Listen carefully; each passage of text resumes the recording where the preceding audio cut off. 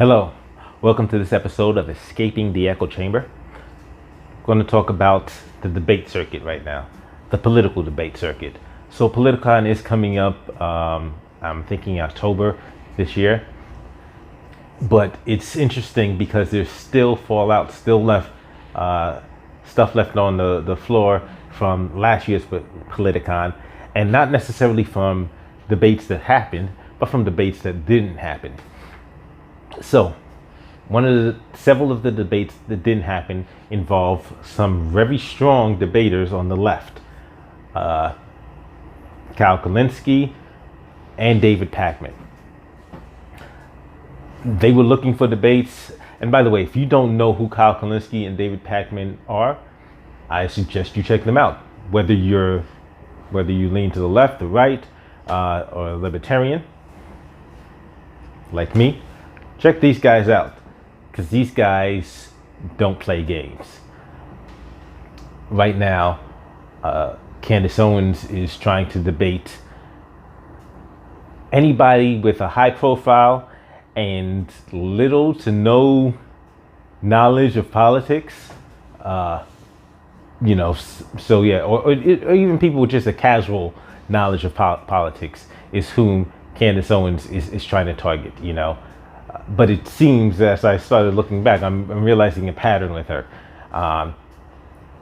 So she has recently offered to debate Cardi B. Because after her sitting with Bernie Sanders, Candace Owens decides, hey, I want to challenge. I think she offered $250,000 to debate Cardi B. Like I said, Cardi B has, at best, a casual knowledge of politics. So if you consider yourself an actual, you'd be better off. It would be more logical to ask to debate Bernie Sanders. But there are political commentators who do this on a regular basis, who study the issues, who have well-formulated arguments and knowledge of policy and just political goings on that want to debate Candace Owens, and they've offered publicly, repeatedly, and she's ducking a lot.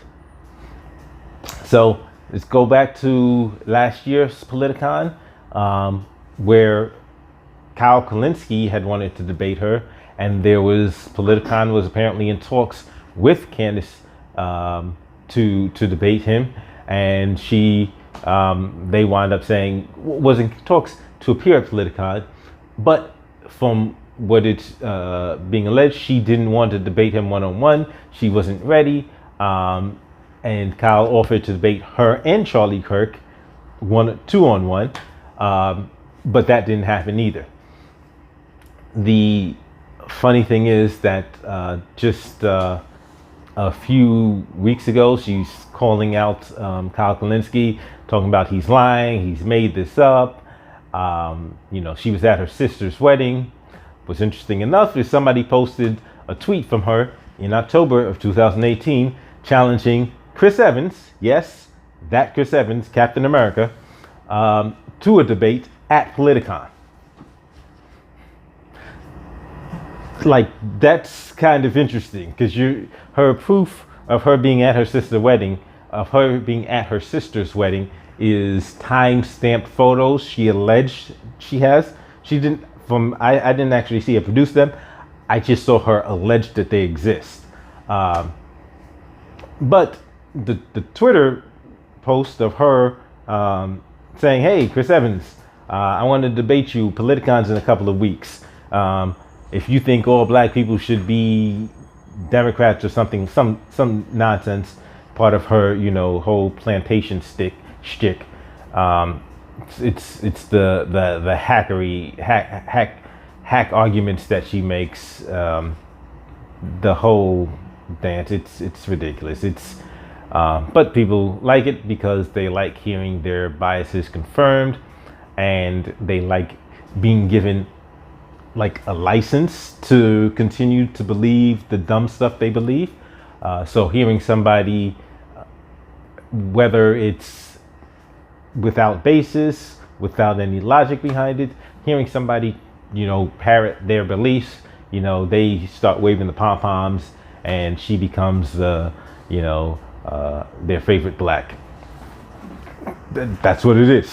She's become the favorite black of a certain segment of the conservative Trump. Yeah, maybe not even call them conservatives, call them Trumpists now. Yeah, because that's what they are. They're like, it's just the Trump cult, and they will wave pom poms for her because she says the things that, well, she's black, so she can't be racist if she says it, that kind of stupid stuff. But anyway, back to Kyle Kulinski offering to debate her and saying, hey, okay, last year's last year. What about this year? Let's debate. No.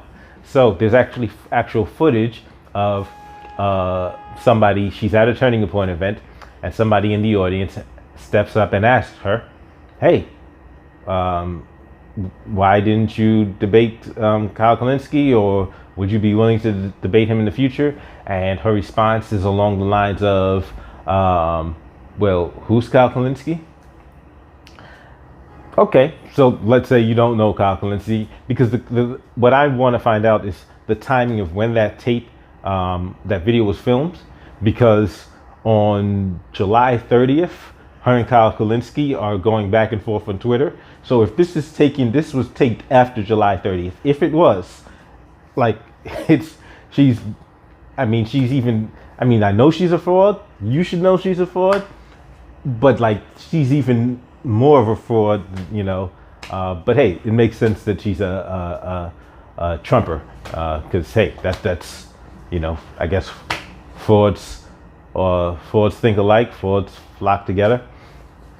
But so she tries to act like she doesn't know who he is, and she turns to Charlie Kirk for like rescue. And he offers, oh, well, that would be punching down. Interesting. So does she mean that would be punching down because he's not as well known, or because he doesn't believe he has the requisite knowledge base to debate her? Because she offered to debate Chris Evans, a Hollywood actor, who has some opinions about politics. I don't know how deep his knowledge is of political issues, but he does have some political opinions. Cool. And she offered to debate Cardi B, who has openly said, I don't know anything about this politics, I'm just trying to find out. And even that's part of her response to Candace Owens, I'm just trying to, get information about the candidates, but this is the person you offered to debate, Cardi B. No political knowledge, but you claim it'd be punching down to debate Kyle Kulinski. So you can't be talking about knowledge. You have to be talking about profile, which means that you're not in this for the exchange of ideas. You're only in this to try to raise your profile. She's got a book coming out. So yeah, maybe she's just happy people are talking about her. Yeah, she's got a book coming out. It might be out. Yeah. But that's what she's about, self-promotion. Not about the exchange of ideas. She doesn't really have very many ideas. She has talking points that she recites, and they're just flimsy as hell. But okay. But so the interesting thing about this exchange is after Charlie Kirk intercedes, he then proceeds to elaborate in a way that almost suggests that he's not fond of the ducking and running that she's doing from anybody of substance, because he kind of he throws her under the bus, but it's it's somewhat subtle, where he says he then acknowledges that, number one, he knows who Kyle Kulinski is, and he debated Kyle Kulinski at Politicon. So they were on a panel together. I know I did see them on a panel. I think there was 4 or 5 people on that panel. I'm not sure I don't believe they've done a one-on-one debate, but he mentions that, he had debated Kyle Kulinski, and then he, he acknowledges that he knows who Kyle Kulinski is. Like, how is it that if it's for her, it's punching down? It's not for Charlie Kirk, who actually is the founder of Turning Point. It's not punching down for him. It's interesting. It's interesting that he tosses that out immediately after, trying to give her out. It's almost as if he's undermining everything she, the whole defense of her, and just realizes that, yeah, she's a hack. She has no skill. She has no real skill, and she'd be out of her league in a debate against somebody like Kyle Kulinski. She then does go on to say, well, I would debate AOC, which is ridiculous. She said she wants to debate the Democratic candidate, even though she's not running for anything. You're not a candidate, Candace Owens. Why would you be debating? Why would candidates debate you? But Bernie Sanders has done the same thing, where he's called out non-candidates and done this theater and acting like, okay, well, they're not here for the debate, so I must be right. Because he did that to CEOs. He did that, those CEOs versus workers towel. So that leads me to say why I would think it would make sense, and there's absolute legitimacy in calling out somebody like Bernie Sanders for such a debate, because he's actually done this. He's actually done this where he's calling out people who aren't running for office to debate him, to show up to some venue and debate him on politics and economic policies and, that sort of thing. So Bernie's fair game. And it would make sense if she was to call out Bernie Sanders. I don't think he would respond. Correction. I don't think he would debate her. I do think he would respond in Twitter, in interviews or something. He would say something about her, I believe. But Kyle Kulinski isn't the only person of substance Candace Owens is running from, because there's David Pakman. David Pakman, if I will actually get back to something else about Kyle Kulinski, because I was about to switch gears, and then I remembered something that I forgot to mention. Okay, so she says she will debate AOC, but she won't debate Kyle Kulinski. AOC was created by Justice Democrats. Guess who one of the founders of Justice Democrats is? Yes, Kyle Kulinski. Kyle Kulinski is one of the founders of Justice Democrats. So, well, that in itself should let you know basically where he is at a policy level. Because on policy level, like, she will get just crushed. It will be embarrassingly, bad to see her, like, just, yeah. But hey, let me move forward back with David Pakman, who she's also running from. And David Pakman is a beast.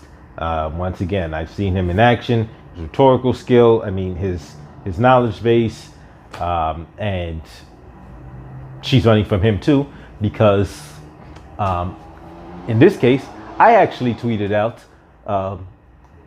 once Candace Owens challenged Cardi B to the debate, hey, so it's interesting to see that she's trying to debate Cardi B. I missed her debate against David Pakman, because I know he's been wanting to debate her for a while. Does anybody have the link for that? So she didn't respond to me. Clearly, the reason why she did respond to Kyle Kulinski is because he had like 1,400 retweets of his calling her out on that same tweet, like 1,400 retweets. So like she kind of like had to respond, because I guess like notifications after notifications after notifications, she was getting bombarded with being called out. But she didn't respond to me. David Pakman did like it. I'm not sure if he retweeted. He might have actually. I think he did. He did retweet it. Yes, because he wants to debate Candace Owens. He's wanted to debate her once again since Politicon. And, you know, in fact, there was one match that was being floated was Kyle Kulinski and David Pakman versus Charlie Kirk and Candace Owens. that wouldn't even have been fair. I mean, it would have been entertaining, but it wouldn't have been fair. But it would have been entertaining. But once again, it's just interesting that we're at a point where you have, because I remember there was a point when I thought Ben Shapiro was just it, and now I'm seeing there are some heavyweights on the left, which is good. It's good to have somebody who can bring forward the best form of an argument, and you can, as opposed to somebody who just doesn't have the rhetorical skill, doesn't have the knowledge base, and is just spouting talking points. That's not good for anybody. That's not good for being illuminated as to what actually makes sense, finding actual solutions. It's good to have steelmans, to have the strongest forms of the arguments going up against each other. And so, hey, I mean, like I said, by no stretch of imagination is Candace Owens the strongest form of that argument. Ben Shapiro's a much stronger individual when it comes to debates. And I was trying to think of who else on the right, even though he doesn't consider, he says he's not on the right. Jordan Peterson comes to mind, who I disagree with on a lot. But I got to admit, he's an intellectual. He's got skill. He's got ability. And so he would be a stronger candidate to go up against. But I don't, the last time I really saw him debate in that setting was Michael Eric Dyson. And you can dislike Michael Eric Dyson and disagree with his politics all you want to. But once again, his rhetorical skill, his verbal ability is off the charts. He's good. And so, hey, it's something interesting to see. But the lesson and the point that's really needs to be made when you see my shirt is that this is what we need to be preparing for, because in the battle of ideas, I know we have ideas that will just trounce the others. However, this is the key point.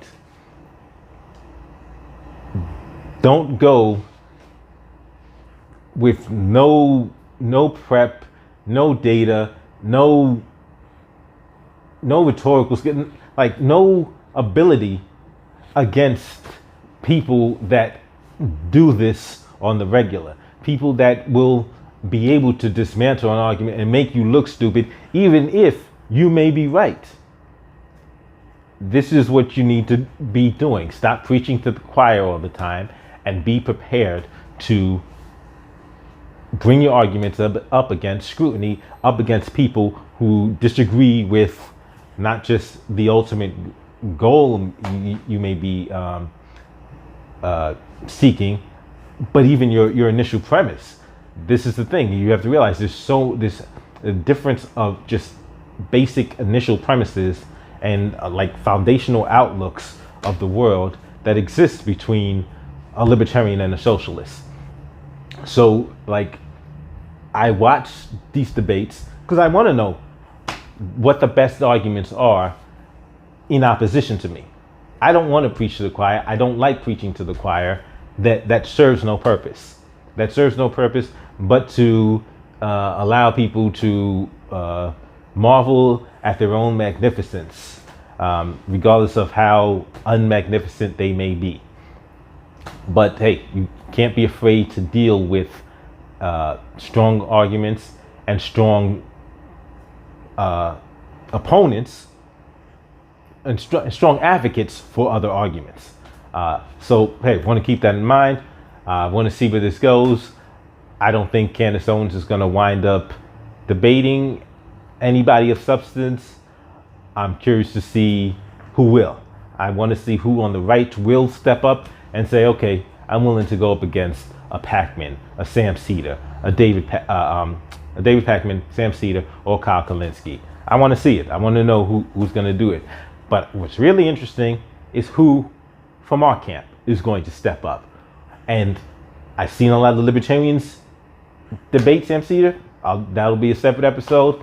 But like I said, do your research, have your data, stop preaching to the choir, and be prepared to bring your arguments against somebody who doesn't agree with them, who doesn't believe them, and who may not even have the same foundational outlook of society as you do. Thanks for joining me for this episode of Escaping the Echo Chamber. And thumbs up, share, comments. I'll see you next episode.